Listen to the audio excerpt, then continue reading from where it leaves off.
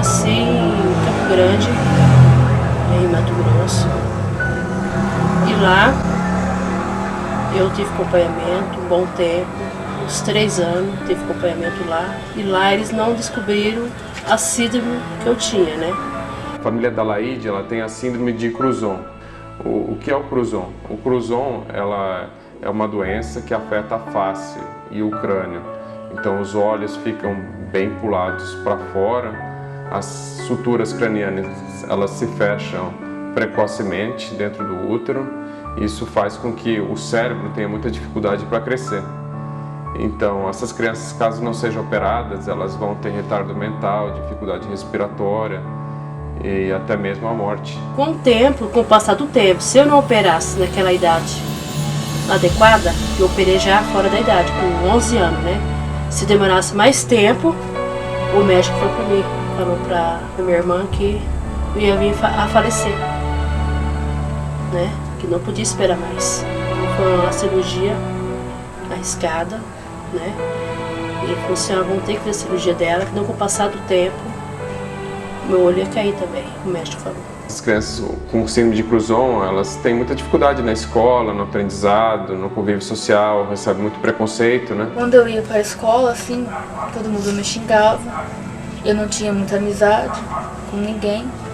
O que eu tinha amizade era com a minha prima ou com as amigas dela, porque a amizade como eu tenho hoje eu não tinha antigamente. E meu irmão tem problema de dificuldade na escola, mas eu, graças a Deus, eu não tenho. Mas ele passa com a psicóloga. Às vezes eu entrava no ônibus, as pessoas ficavam me encarando. Às vezes eu xingava as pessoas. Foi, você tá me encarando, você tá me olhando. Ou falava assim, coitadinha dela, né? Olha como que ela é. Isso aí eu lembro. Na escola também tive muito preconceito, não tive muito estudo devido a esse problema. Ao zoião, zóio de sapo, zóio de coruja. Olha que menina feia. Eu lembro disso aí bem. Preconceito é o que eu mais tive. Somente em escola, na rua. Mas por que ela é assim? Por que ela nasceu assim? O mesmo procedimento ela passou. Na escola, ele também. Meu menino Douglas. Chegar em casa bravo, porque chega meio de zoiudo, zóio de pomba. O preconceito é bastante.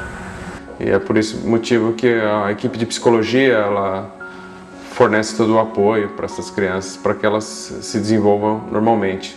Mas o que vai fazer grande diferença na vida dessas crianças realmente é a cirurgia, né? Enquanto a cirurgia não é feita, essas crianças realmente não se sentem verdadeiramente como pessoas normais, né?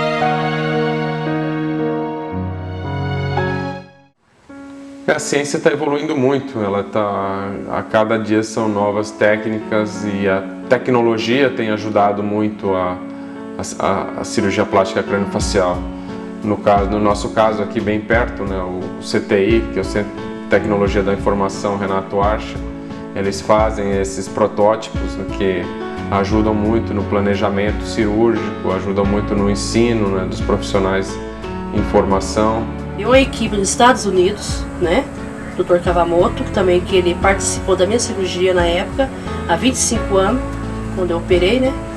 E o Dr. Cássio. Aí eu vim pra cá, já tinha tido ela, tava de 6 meses. Aí o Dr. Cássio falou, nossa, você casou, você teve filho, ele ficou muito admirado. Se você casou, teve filho, imaginaria que você ia chegar a esse ponto, falou pra mim. Aí ele viu ela também, falou assim, olha, tem um porém. Ela vai ter acompanhamento pra ver se vai ficar igual a você. Quando ele abre o crânio, o que acontece? Eles, junto ao osso, eles são amarrados com fio de aço, não tem como colar o osso, né? A maior parte da minha face é fio de aço. Tem amarrado com fio de aço, né?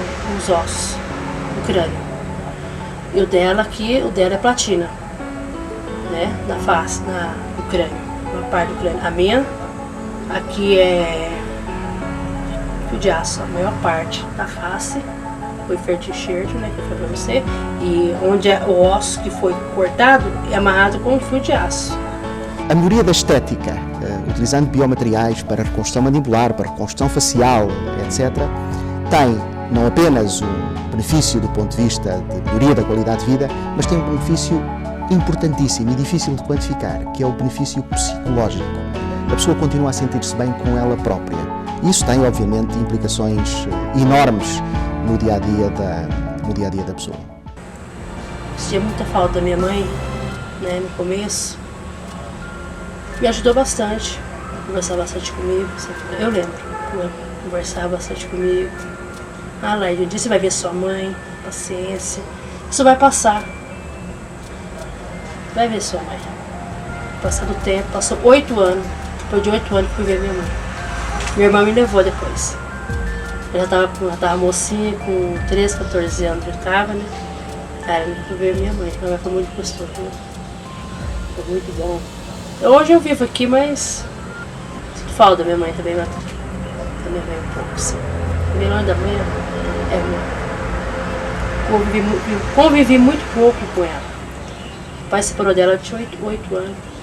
Quando meu pai me trouxe pra cá. Pouquíssimo. Hoje em dia ficou melhor pra mim, porque eu tenho mais amizade, converso mais com as minhas amigas, porque antes eu não conversava com ninguém, eu era fechado. Eu era tímida, assim, não conversava com ninguém, mas hoje eu converso normal. Tenho contato com uma pessoa que até hoje fala que não sou, que aquela pessoa de antes não é eu. Que ele me xingava, falava um monte de coisa de mim para as pessoas.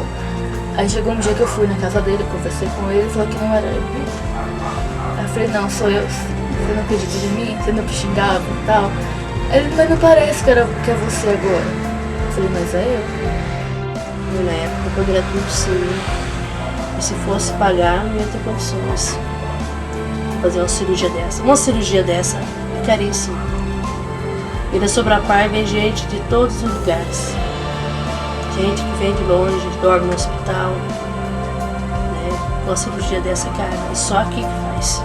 Com relação a essas grandes cirurgias, o que o SUS repassa representa 30%, 40%, né, do custo da cirurgia. E isso é um déficit bastante grande para o hospital, à medida que a gente vai aumentando o número de pacientes com deformidades e à medida que essas cirurgias têm que ser realizadas. Isso na verdade é um apelo que a gente faz, né? É um grande apelo que era uma grande batalha que meu pai travou durante toda a vida e que é uma batalha que eu estou começando aí e pretendo continuar por mais alguns anos. Que é realmente o SUS reconhecer essas crianças, reconhecer que essas deformidades existem, né? E realmente criar uma tabela que ofereça tratamento para essas crianças, né? Que essas crianças realmente precisam, né? Você vê que são crianças que chegam numa média de 2 a 3 novas crianças por semana com esse tipo de problema, né? E que o SUS realmente precisava reconhecer que existem crianças com deformidades craniofaciais e que elas podem realmente se integrar à sociedade, que elas podem produzir para o nosso país, né? E que se elas não forem tratadas, elas vão representar um grande ônus para o nosso país. Uma sociedade só evolui a partir do momento que ela reconhece, né, os menos favorecidos. Eu vejo que isso, a gente ainda tem muito que evoluir. Com certeza, esse financiamento deveria, né, ser... É a prioridade, isso é lei, né? É a lei do Ministério da Saúde. Então, não se aplica. Infelizmente, né, no nosso país, as leis... tem as leis, mas aí a gente vai ter que correr atrás dos direitos da gente. Sempre a gente tem que correr atrás. E muitas mães que não sabem que tem esse direito, né? Quantas crianças ficam sem essa cirurgia, né? E realmente é uma cirurgia super importante, porque é uma cirurgia funcional, não só estética, como as pessoas muitas vezes sem conhecimentos, né, não sabem. É uma cirurgia funcional, porque ela poderia ficar cega, ela poderia ficar surda, o desenvolvimento motor, cognitivo dela, ela poderia ter perdido completamente as funções, né? E aqui ela, com essa cirurgia, né, ela vai ter um desenvolvimento normal, como qualquer outra criança, além da estética, que também é importante. para o futuro, as pesquisas, as tendências para o futuro serão, hoje a gente utiliza alguns biomateriais para dar forma aos dispositivos médicos ou às falhas ósseas. No futuro, foi até uma entrevista dada pelo professor Paulo Bartolo, dizendo que a utilização de células como estruturas de materiais seriam aquilo que se busca. Então, produzir partes do corpo humano ou órgãos, não através de biomateriais compatíveis, como é feito, por exemplo, hoje um coração artificial, que ele é feito em metal, um aço inox, uma parte em plástico, né, para que tenha a função de bombeamento do sangue, mas com a célula do próprio paciente, a célula tronco do paciente, ser a base de construção desses órgãos. Essa seria uma tendência no futuro. Eles falavam assim que eu não ia casar, eu não ia poder ter filhos, né, como eu falei, né. Eu olhava, às vezes olha fotos minhas, e falava assim, mas não parece que você fez essa cirurgia. É você realmente? É você? É eu. Mas não parece que você fez essa cirurgia. Não representa. Então, pra mim foi muito bom ter feito a cirurgia, porque antigamente, eu tinha apenas 8 anos e eu não sabia o que era isso direito. Agora hoje eu já sei o que aconteceu comigo. Pela frente eu tenho que fazer mais uma cirurgia, depois outras. E eu quero que minha mãe esteja muitos anos de vida para ela ver meu futuro. Eu acho que a Giovana, ela vai... Isso que eu desejo para ela, né? Que ela venha... Aí me emociona, né?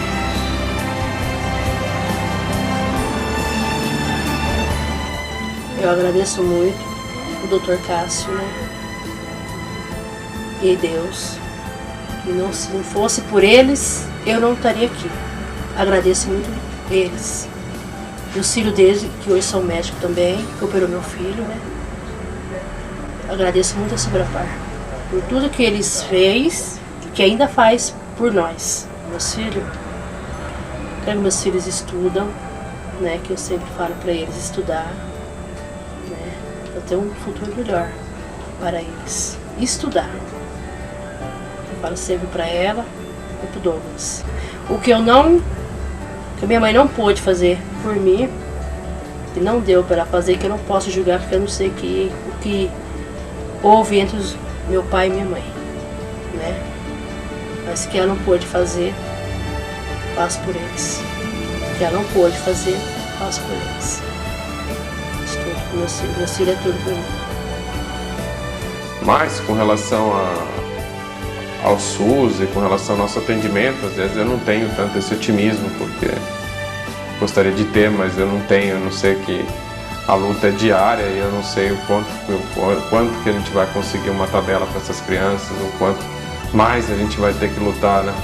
Além dos 30 anos já passados, né? Quantos anos eu vou ter que lutar para realmente obter uma vitória, uma conquista, né? De repente o futuro não é tão brilhante como a gente imagina.